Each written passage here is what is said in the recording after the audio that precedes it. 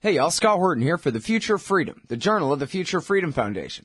Every month, Plumline individualist editor Sheldon Richmond brings you important news and opinions on policy by heroic FFF President Jacob Hornberger, hard-hitting journalist columnist James Bovard, and others from the best of the libertarian movement. The Future of Freedom tackles the most important issues facing our country, from the bankrupt and insane welfare and regulatory states to foreign wars and empire, the dismal state of our economy, and ongoing assaults on civil liberties. This society needs peace and freedom for prosperity to prevail. Subscribe to the Future of Freedom in print for just $25 a year or online for $15 a year at fff.org/subscribe. And hurry up, because this summer they'll be running my articles about the wars in Libya, Syria, and Somalia in the Future of Freedom too. That's fff.org/subscribe for the Future of Freedom. And tell them Scott sent you. All right, y'all, welcome back to the show. It's the Scott Horton Show. I'm him.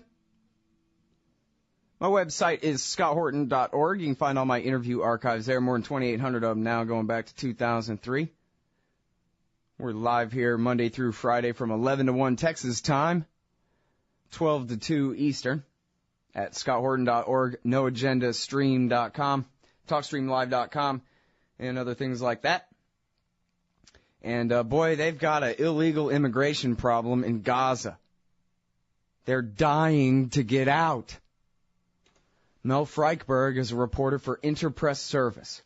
And her latest is, that's ipsnews.net, ipsnews.net. And they've got a lot of great journalists there. I recommend you bookmark that entire site.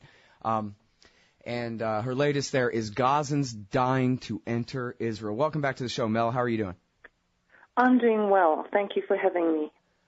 Well, you're very welcome. I'm very happy to have you here. And it's a sad story. I'll try to stay out of your way as much as I can and let you tell it. But basically, to start us off here, Gaza is under blockade. And their economy is in shambles. And so your story is basically, I think, about people who are economic refugees who are so desperate to get into Israel that they're risking their lives. And into Israel to make a buck, that they're risking their lives to do so. Yes, there's been, because the economic situation is so bad in Gaza, it's something like 55% of youngsters are unemployed, and over 85% of Gazans are aid dependent. So the situation there is very severe. So what has been happening is that some young men have been trying to jump over the security fence that separates the Gaza Strip from Israel to get into Israel to try and find work. And as they've approached the border fence, they've been shot. Some of them have been killed, and others have been injured. Still, other young Gazans have tried to get into Egypt, which is also in conjunction with Israel implementing the blockade to a large degree on Gaza. And these young men have been trying to get into Egypt because it's very hard for Gazans to get into Egypt as well, through the tunnels, the underground smuggling tunnels. And some of them have died there as well. Others are trying to earn money by working in the smuggling tunnels, but the tunnels regularly get blown up by the Egyptians or by the Israelis or collapse on their own, so they're dying there as well. So, yes, it's a very desperate situation.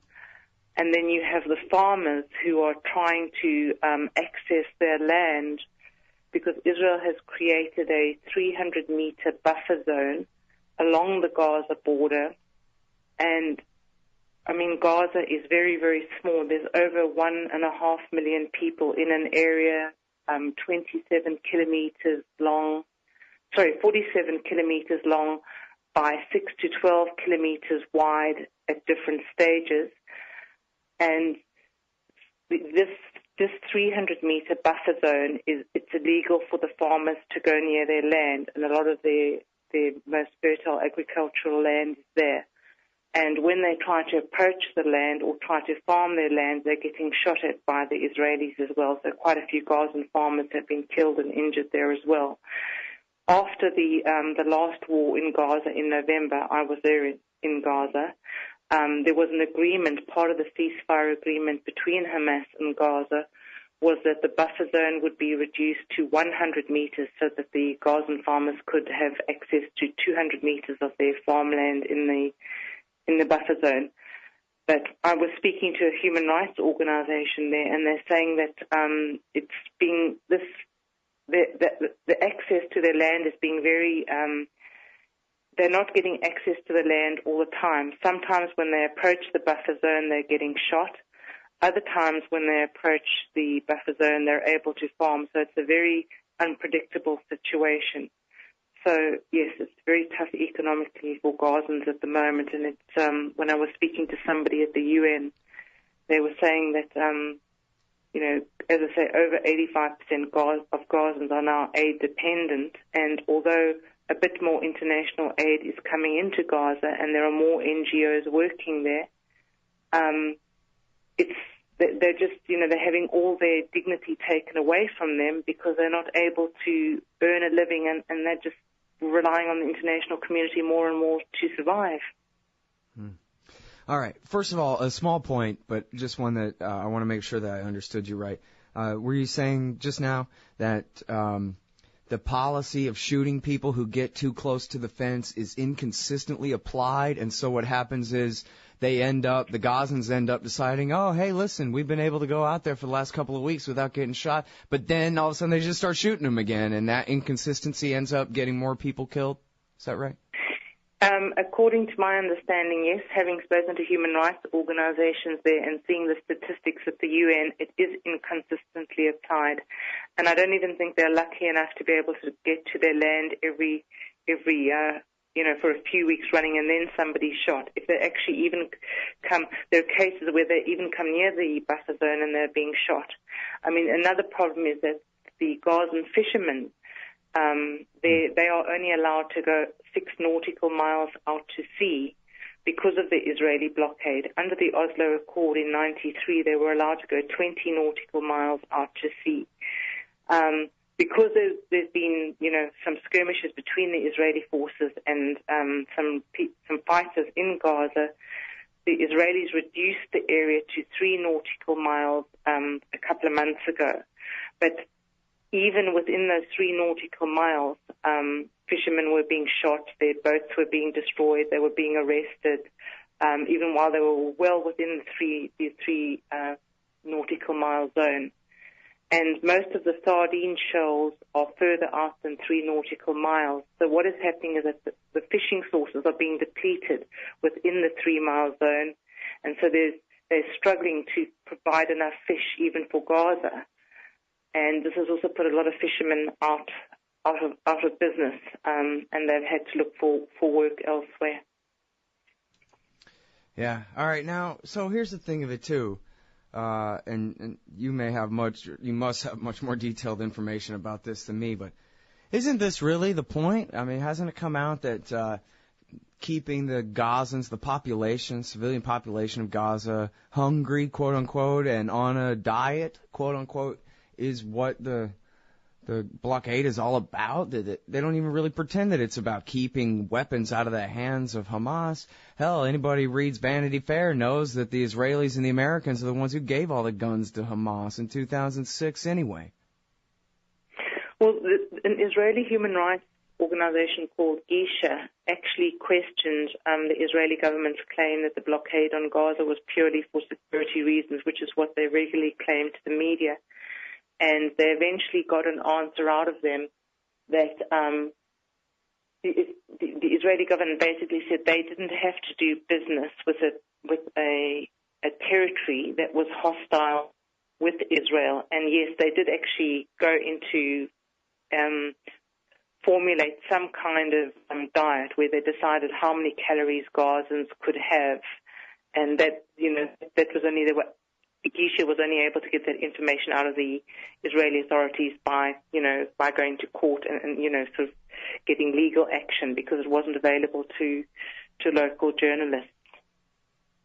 That's just absolutely amazing. In American media, it's all portrayed like the massive Arab juggernaut of which something called Palestine is just a small part is, unendingly threatening poor little Israel, and it's the best they can do to keep them at bay. And they don't ever explain that, no, really, they have this giant prison called the Gaza Strip where they count calories to keep people hungry but not starving to death. Yeah. It's also one of the other problems with Gaza. It goes beyond, because I don't think there's people actually starving in Gaza at this point. But right, I mean, that's what they say, right? They count the calories, make sure they're. I think that's actually the quote from either Dov Weissglass, Ehud Olmert's aide, or it was from the WikiLeaks, was hungry but not starving. Yeah. But, I mean, one of the more serious problems is that part of the blockade is they're not letting in certain equipment for the sewerage systems and the water and sanitation and health systems, so that 90% of there's 90 million litres of untreated or partially treated sewage being pumped out into the ocean every day because the sewage works are not working properly. These international aid organizations battle to bring into Gaza the various bits of equipment that they need to repair Gaza's destroyed infrastructure and sewage works. They have to wait 6 months to a year to get the various parts in because it takes a lot of coordinating with the Israelis to get this equipment in. So in the meantime, Gazans do not have enough healthy drinking water. And a lot of this water, the aquifer in Gaza, 90% of it, according to the World Health Organization, is undrinkable. They cannot drink this. And a lot of this sewage is seeping back into the aquifer and underground. So there's a lot of, waterborne diseases being carried out as well. So that's one of the problems that's bigger than, perhaps Gazans not getting all the food they'd like. Yeah. Well, and is it not correct that in Gaza minors are the majority, right? Yes. I think it's something like, I don't remember the exact statistic, but the vast majority of people in Gaza, 60% or something, are youngsters. It's unreal. I mean, just think if this was any other state in any other situation, they were not the satellite of the American empire, but maybe a Chinese satellite or a Russian satellite state that was doing this to its occupied territory, what the cries of holy hell and terror would be in Washington, D.C., right? We would be launching a preventive war immediately. Yeah. Sorry, I'm just editorializing on your facts here. They're just driving me crazy, though, to think that. And this just goes on for year after year after year. Gaza's been occupied. Well, the siege has gone on since when? 2010 or 9? No, it got really strict in 2007 in June when Hamas overthrew when there was a coup by Hamas against the joint government between the Palestinian Authority and Hamas. It got stricter then, but actually restrictions started years before that, when there was a lot of suicide bombings happening in Israel as well. They then started getting really strict on Gaza, but the real restrictions came into place in June 2007 when Hamas took over. Right. And then, first of all, I'm sorry, before I switch to the West Bank and your piece about the buses and all that there, I wanted to ask you, as a question from the chat room, and something you brought up, of course, was the Egyptian role in the blockade of the Gaza Strip. They control the southern border of Gaza there. And now, since the Muslim Brotherhood came to power in 2011, in fact, your colleague, Adam Morrow, is sort of my resident expert on Egypt on this show, and he's talked about some progress in getting in the lessening of restrictions in some travel, but I guess in trade is the real sticking point. Is that correct? One of the problems is that the crossing from Egypt into Gaza, the Rafah crossing, it's not really built to facilitate the import and export of goods. The Kerem Shalom crossing between Israel and Gaza is actually designed for the import and export of goods. So that's one of the problems. So even if the Egyptians did allow the free import and export of goods to and from Gaza, the terminal would have to be significantly changed to allow all the goods to come in and out. Because I've actually crossed it quite a few times, and it just does not facilitate, as I say, the import and export of goods. But it's also a bit more complicated than that, because the Egyptians, to a certain degree, are under pressure from the Israelis, because the population registry control is issued by the Israelis, and the Israelis, with the help of the Palestinian Authority, which controls the West Bank, decides who can get a passport and who can't, and also will be on the list of who can enter and who can leave Gaza. So it's not just a case of Hamas or the Egyptians Hamas just controlling who can leave Gaza. Only the people who are given who are given permission by the Palestinian Authority, by being able to get passports and then being on the population registry as being able to travel through.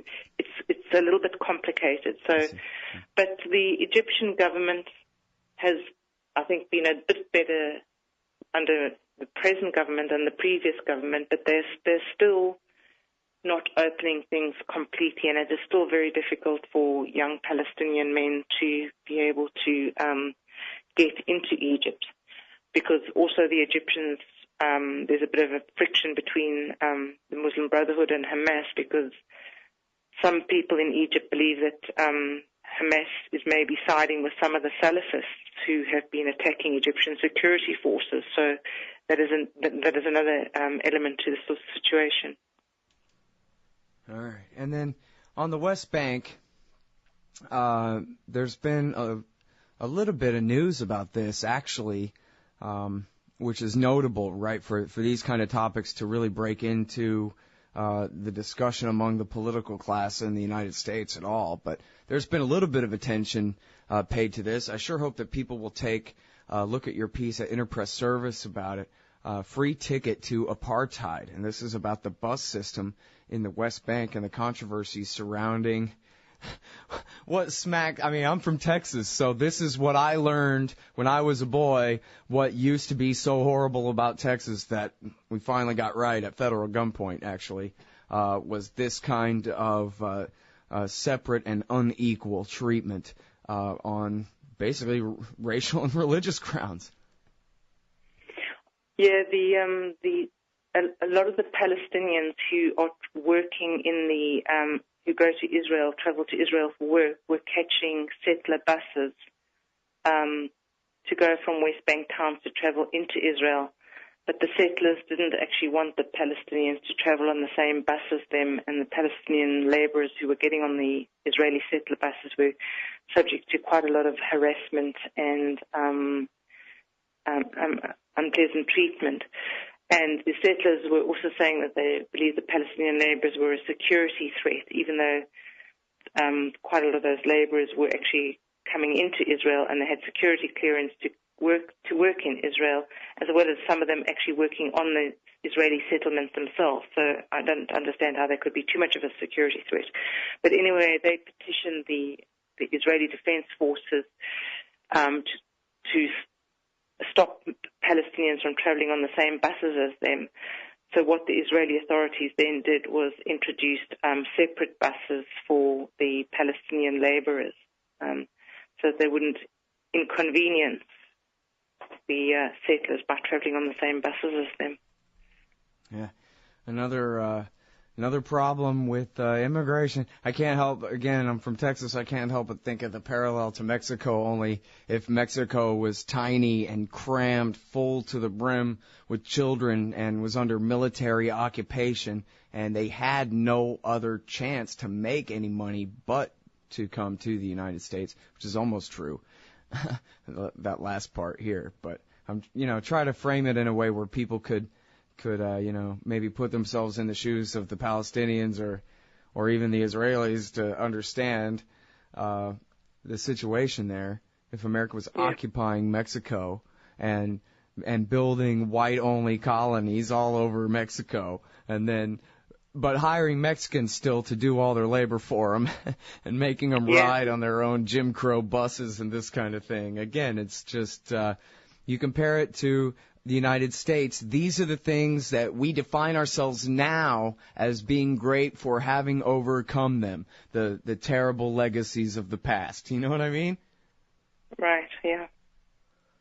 It's very, very strange to think of American unlimited support for this kind of policy. But again, they don't ever even explain that. Well, you know, the West Bank, that means the West Bank of the Jordan River, see? And that's where Palestinian lives, and it's been under occupation since 1967. And this, that, and the other thing, they don't ever even tell you. Not on TV, certainly. And I guess maybe if you read the New York Times all the time, you would eventually glean that, right? But they don't ever explain the situation at all. So I'm not saying if the American people really understood that they would be good on it, but at least give them a fair chance. You know what I mean? Let them read Mel Frykberg at IPS so they can at least know the truth of the situation.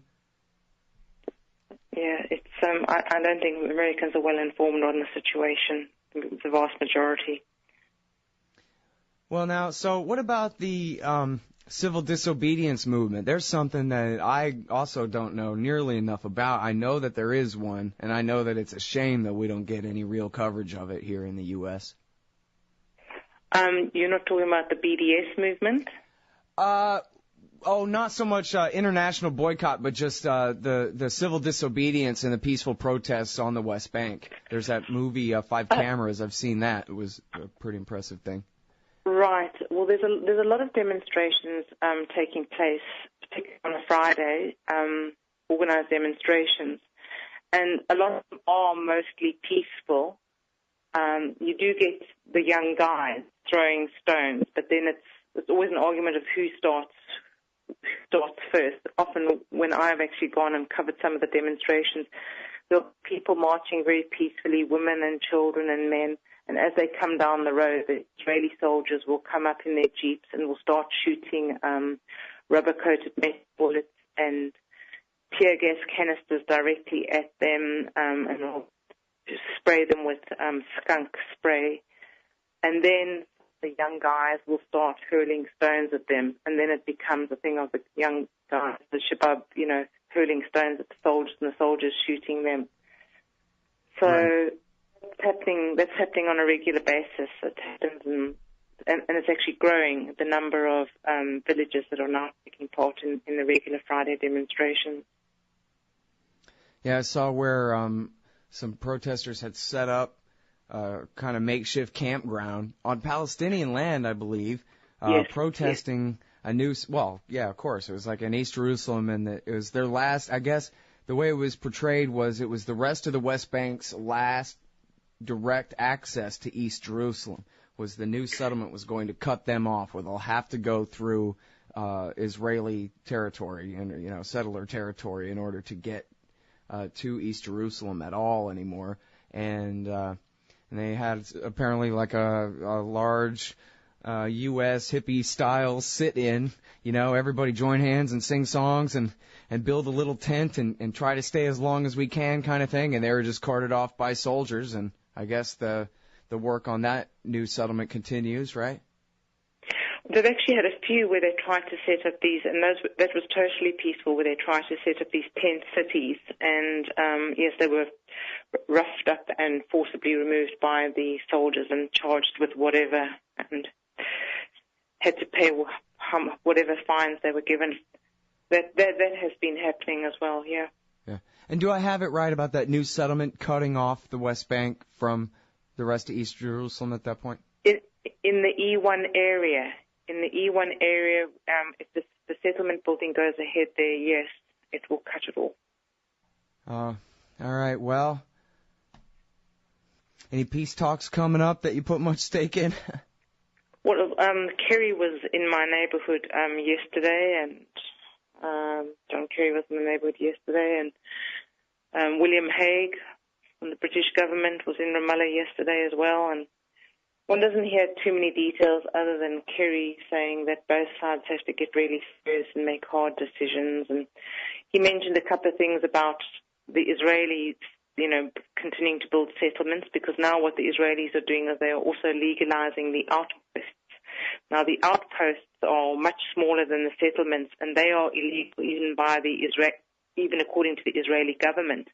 And often these little outposts. They don't have any electricity or infrastructure. And generally the Israeli government and the courts rule that they are illegal and they have to be demolished. But now the Israeli government is now actually legalizing the outposts as well. So other than Kerry walking around the neighborhood and going for some photo opportunities and making a few sound bites and that, which is generally what the politicians do. They just say the right things and they make a few, sentences expressing concern and what have you, and the Israelis know they're going to do that and accept that they have to do that, but nothing actually changes. Right. So I don't know. Yeah, that was going to be my question, right, was about the conventional wisdom in Israel. The way they take it is that John Kerry doesn't mean it, Barack Obama doesn't mean it, and don't worry. Of course, they have to say a couple of things for the cameras, but we can continue on. And for public audience, we condemn this, and the settlements are not helpful, and we really wish you wouldn't keep, taking Palestinian land, and this is really wrong, and, and Israel knows that they have to say that, and they're going to say that, and just continues on its merry way, knowing that full well that there'll never be any real force behind those words. Well, now, it's been a few years since Ehud Barak, the defense minister and former labor leader, used the phrase apartheid, broke the apartheid barrier by saying, geez, and this is the reality of the situation, right, is they're very close to being a minority-ruled state. And that's really what they mean by apartheid, not just the tyranny that they inflict upon the Palestinians, but soon the majority of people, the Palestinians in the occupied territories. And yet they seem to just continue on down the same path of either losing, they say Israel is a democratic and Jewish state, but they're at the point where they have to choose one or the other, and they're still not choosing, right? They still demand both, but in contrary to the facts as they exist in the world, correct? Well, yeah, and another interesting development is that there's been the new Israeli government is actually divided on whether they agree to the two-state solution. Always they've stated that they agree to the two-state solution, but now some members of the Knesset actually came out a couple of days ago and argued with Tzipi Livni, who's in charge of negotiations, peace negotiations, and said to her the two-state solution is not the position of the government, and we don't believe this is in the government's best interest. So the government is now actually divided as to whether they agree to a two-state solution or not. I don't believe that a lot of them ever did agree to a two-state solution, and they were just like paying lip service to it. But now they're actually saying that they're actually contradicting her and saying this is not necessarily the position of the Israeli government. So that's what they definitely plan to do. I don't know. Mel, thank you so much for your time. I really appreciate it. You're welcome. Thank you. Everybody, that's the great Mel Frykberg. She's a reporter for Interpress Service. That's ipsnews.net. Check out her latest pieces. Free ticket to apartheid and Gazans dying to enter Israel. That one's running in the top headlines at antiwar.com today. Admit it, our public debate has been reduced to reading each other's bumper stickers. Scott Horton here for LibertyStickers.com. I made up most of them, and most of those when I was mad as hell about something. So if you hate war, empire, central banking, cops, Republicans, Democrats, gun grabbers, and status of all stripes, go to LibertyStickers.com, and there's a good chance you'll find just what you need for the back of your truck. Own a bookstore? Sell guns at the show? Get the wholesaler's deal. Buy any 100 stickers and they drop down in price to $1 a piece. You can spread the contempt and make a little money too. That's LibertyStickers.com. Everyone else's stickers suck. Hey y'all, Scott Horton here for WallStreetWindow.com. Mike Swanson is a successful former hedge fund manager whose site is unique on the web. Subscribers are allowed a window into Mike's very real main account and receive announcements and explanations for all his market moves. The Federal Reserve has been inflating the money supply to finance the bank bailouts and terror war overseas. So Mike's betting on commodities, mining stocks, European markets, and other hedges against a depreciating dollar. Play along on paper or with real money, and then be your own judge of Mike's investment strategies. See what happens at WallStreetWindow.com. Oh, man, I'm late. Sure hope I can make my flight. Stand there. Me? I am standing here. Come here. Okay. Hands up, turn around. Whoa, easy. Into the scanner. Ooh, what's this in your pants? Hey, slow down. It's just my... Hold it right there. Your wallet has tripped the metal detector. What's this? The Bill of Rights? That's right. It's just a harmless stainless steel business card-sized copy of the Bill of Rights from SecurityEdition.com. There for exposing the TSA as a bunch of liberty-destroying goons who've never protected anyone from anything. Sir, now give me back my wallet and get out of my way. Got a plane to catch. Have a nice day. Play a leading role in the security theater with the Bill of Rights Security Edition from SecurityEdition.com. It's the size of a business card, so it fits right in your wallet, and it's guaranteed to trip the metal detectors wherever the police state goes. That's SecurityEdition.com. And don't forget their great Fourth Amendment socks. Hey guys, I got his laptop.